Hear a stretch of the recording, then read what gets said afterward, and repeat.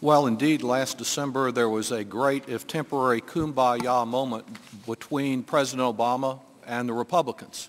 The Republicans said, give us our tax breaks for billionaires for another 2 years and we'll extend unemployment assistance to the most desperately unemployed for 1 year. And it's not 5 months later, and they've decided they still want to help the billionaires, but they're not so sure. Maybe we'll have an opt-out for helping the unemployed. This really is a disappointing moment in the life of the committee this year. We've had a completely bipartisan effort in our subcommittee on human resources. Incorporated in this legislation are some of the bipartisan matters we've talked about, like better data sharing. I personally have no objection to uniform work search requirements, but these bipartisan matters don't represent the thrust of this legislation. This is a bill that represents a surprise attack on the jobless by encouraging the states to terminate assistance to as many as 4 million long-term unemployed Americans.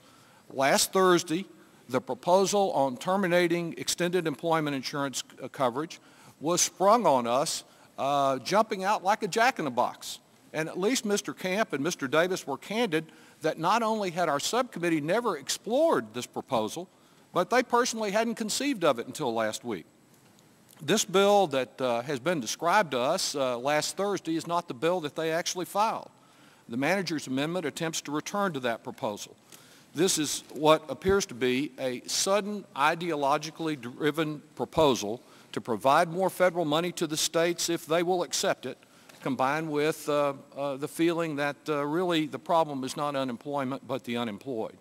Like the rest of the Republican legislative agenda, this mislabeled Jobs Act does not create a single new job.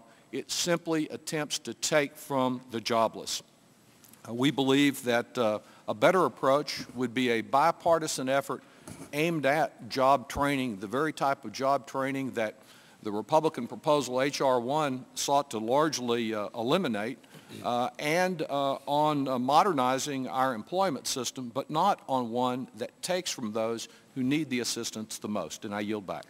Thank you. The committee will now